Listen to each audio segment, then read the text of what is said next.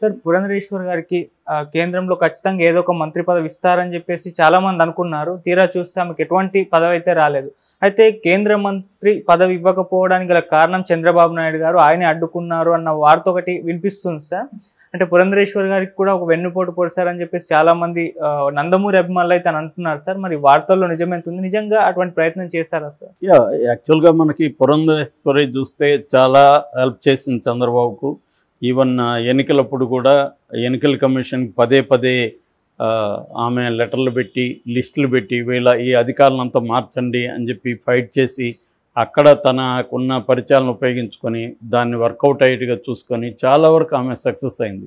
ఒక్క సిఎస్ని మార్చలేదనేది తప్పితే మిగతాంతా పురంధరేశ్వరి ఇచ్చిన లిస్టులో ఉండేవాళ్ళని తీసేశారు, తన లిస్టులో ఉండేవాళ్ళని మళ్ళీ పెట్టారు. సో క్లియర్గా పురంధరేశ్వరి తెలుగుదేశానికి బ్రహ్మాండంగా పనికొచ్చింది. అట్లాగే అంతకుముందు కూడా జగన్ మీద అనేక కుంభకోణాలని తీసుకెళ్ళడం ఇవన్నీ కూడా చాలా స్ట్రాంగ్గా చేసింది. అప్పుడు వైసీపీ నుంచి కూడా ఇది భావ జనతా పార్టీ లాగా చేసేసింది, బావ కోసం పనిచేస్తుంది, ఇలాంటి విమర్శలు కూడా పురంధరేశ్వరి చేశారు. సో అప్పుడే ఇదంతా ఎందుకు చేస్తుందంటే ఆమెను చంద్రబాబు గెలిపించి తద్వారా ఆమె కేంద్రంలో మంత్రి పదవి వస్తుంది ఆమెకి, అందుకనే ఆమె దీనికి హెల్ప్ చేస్తుంది. లేకపోతే వాళ్ళ మధ్య ఇంతకుముందంతా విభేదాలు ఉన్నాయి. ఇప్పుడు కలిసిపోవడానికి కారణం ఏంటంటే క్విడ్ ప్రోకో, నేను నీకు మంత్రి పదవి వచ్చేటికి చేస్తాను, నువ్వు నాకు హెల్ప్ చేయని చంద్రబాబు డీల్ చేసుకున్నాడు. అందుకే ఆమె చేస్తుందని ఒక విమర్శల్ని తీసుకొచ్చారు. సో దానికి తగినట్టు ఆమె గట్టిగా పనిచేసింది, చంద్రబాబుకు చాలా హెల్ప్ అయింది. దానికి తగినట్టుగా చంద్రబాబు కూడా ఆమెను గెలిపించడం కోసం రాజమండ్రిలో కృషి చేశారు. ఆమె మంచి మెజార్టీతో గెలిచింది. గెలిచిన తర్వాత కూడా ఇటు సీఎం రమేష్కు లేకపోతే బీజేపీలో సీఎం రమేష్కి కావచ్చు లేకపోతే పురంధరేశ్వరికి కావచ్చు, వీళ్ళిద్దరిలో ఎవరికొవరికి ఖచ్చితంగా వస్తుంది, లేదా ఇద్దరికి వచ్చినా కూడా ఆశ్చర్యం లేదు అన్న పద్ధతిలో అందరూ గెస్ చేశారు. ముఖ్యంగా ఫస్ట్ ప్రిఫరెన్స్ అయితే ఆమె సీనియర్ నాయకురాలు, ఆల్రెడీ కాంగ్రెస్లో మంత్రి పదవులు చేసింది. సో అందుకని రెండోది ఎన్టీఆర్ కూతురు, ఇవన్నీ ఉన్నాయి కాబట్టి ఆమెకే ఇస్తారనేది అనుకున్నారు. కానీ చివరాఖరికి ఆమెకి ఇవ్వలేదు. భూపతిరాజు శ్రీనివాసపురం, మన నర్సాపురం, అక్కడి నుంచి ఎలక్ట్ అయ్యాడు, ఆయనకి ఇచ్చారు.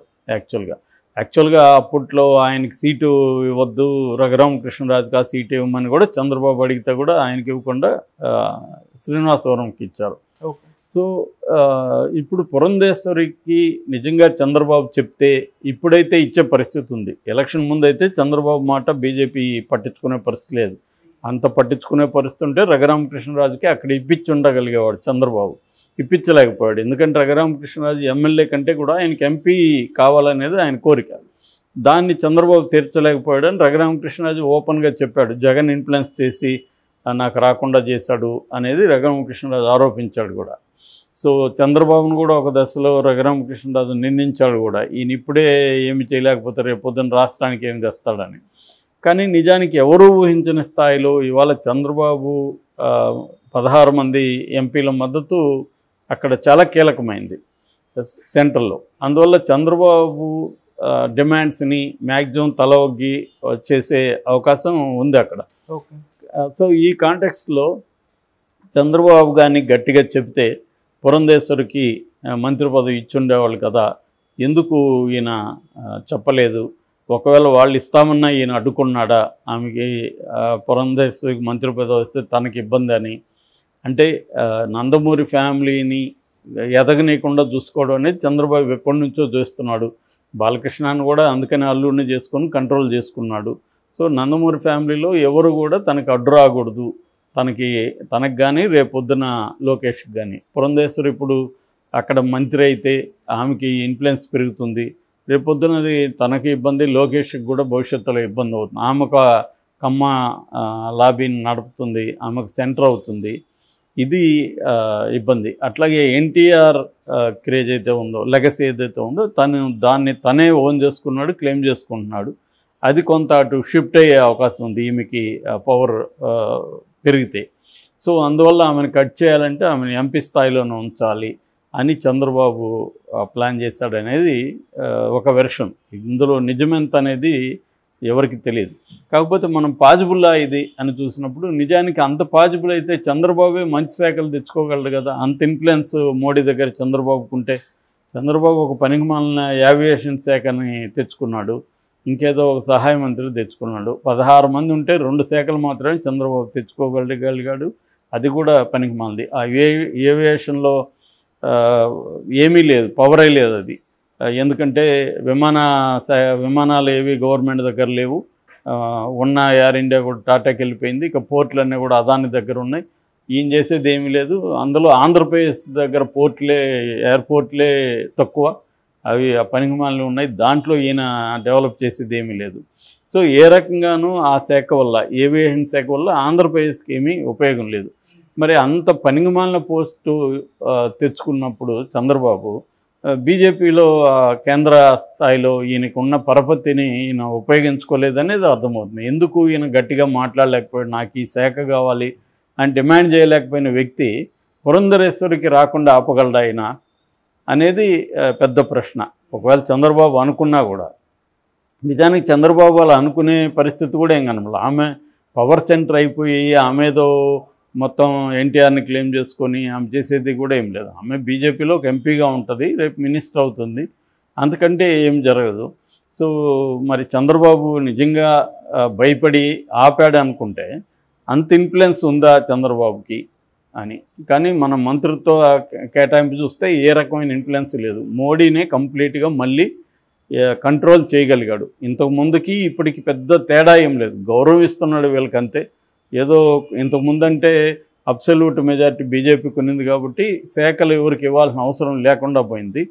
ఇప్పుడేమో తనకి లేకపోయినా కొన్ని పనికిమాలిన శాఖలు డిస్ట్రిబ్యూట్ చేశాడు. మొత్తం 71లో కేవలం 11 శాఖలు మాత్రమే వీళ్ళకి ఇచ్చాడు. అందులో క్యాబినెట్ 2-3 ఉన్నాయి తప్ప క్యాబినెట్ ర్యాంక్స్ అన్నీ లేవు. అంత సహాయ మంత్రులు లేదా స్టేట్ ఇవే ఇచ్చాడు వాళ్ళకి. అంటే క్లియర్గా మోడీ కంప్లీట్గా ఎన్డీఏ మీద ఆధిపత్యం తన దగ్గర పెట్టుకున్నాడు. దాన్ని వీళ్ళిద్దరు కూడా ప్రశ్నించలేదు, చంద్రబాబు కానీ నితీష్ కుమార్ కానీ. ఇటువంటి కాంటెక్స్ట్లో చంద్రబాబు పురంధరేశ్వరికి మంత్రి పదవి అడ్డుకున్నాడు అంటే అది నమ్మశక్యంగా లేదు. అంటే అడ్డుకున్నాడంటే అడ్డుకునే శక్తి లేదు చంద్రబాబుకి అసలు. సో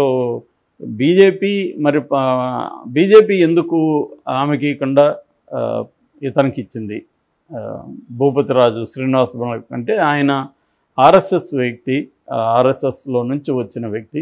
ఇప్పుడు కూడా మనం చూసుకుంటే క్యాబినెట్ ర్యాంక్ మంత్రులు 30 ఉంటే అందులో 15 మంది ఆర్ఎస్ఎస్ లేదా ఏబీపీ బ్యాక్గ్రౌండ్ నుంచి వచ్చిన వాడు.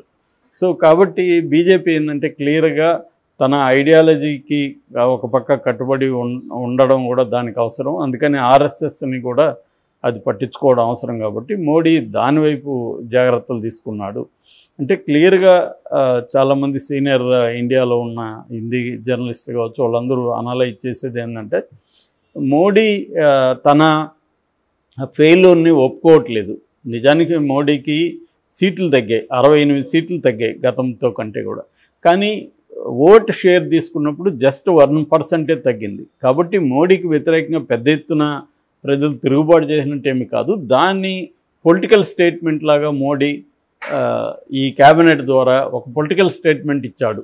అంటే ప్రజలు మా ప్రభుత్వానికి వ్యతిరేకంగా మ్యాండేట్ ఇవ్వలేదు, బీజేపీ పార్టీకి వ్యతిరేకంగా ఇచ్చారు తప్ప ప్రభుత్వానికి వ్యతిరేకంగా ఏమీ లేదని చెప్పడానికే ఆయన అన్ని శాఖలను అలాగే కంటిన్యూ చేశాడు. చివరికి జేపీ నడ్డా బీజేపీ అధ్యక్షుడు నిజంగా బీజేపీకి యాంటీ మ్యాండేట్ ఇచ్చుంటే కూడా జేపీ నడ్డాకి ఇబ్బంది పెట్టాలి అయినా. కానీ జేపీ నడ్డాకి కూడా క్యాబినెట్ ర్యాంక్ మంత్రిత్వ శాఖ ఇచ్చాడు. సో క్లియర్గా మోడీ ఒక పొలిటికల్ మెసేజ్ ప్రజలకి పంపించాడు. అదేంటంటే కంప్లీట్ కంట్రోల్ నా దగ్గరే ఉంది, ఇంతకుముందు ఎలాగ ఉందో అలాగే ఉంది, నేను కొంత గౌరవిస్తున్నాను వాళ్ళని తప్ప పవర్ నా దగ్గరే ఉంది కంప్లీట్గా. సో మేజర్ కీలకమైన శాఖలన్నీ నా దగ్గరే ఉన్నాయి, సో బీజేపీ కంట్రోల్లోనే ఉన్నాయి అనేది ఆయన చెప్పదలుచుకున్నాడు. ఎందుకంటే రాజ్నాథ్ సింగ్, తర్వాత అమిత్ షా, గడ్కరీ, జయశంకర్, నిర్మలా సీతారామన్ వీళ్ళందరూ గతంలో ఏ శాఖలు ఉన్నాయో అదే శాఖలు కంటిన్యూ చేస్తున్నారు.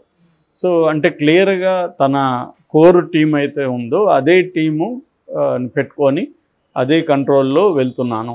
ఓన్లీ ఏంటంటే వీళ్ళకి కొంత చిల్లర పడేసినట్టుగా పడేసి వాళ్ళని తన కంట్రోల్లో పెట్టుకున్నాను అన్న ఇది మోడీ క్లియర్ మెసేజ్ పంపించాడని అర్థం చేసుకోవచ్చు. సో ఈ కాంటెక్స్లో చంద్రబాబు పురంధేశ్వరిని ఆపాడని చెప్పడం అనేది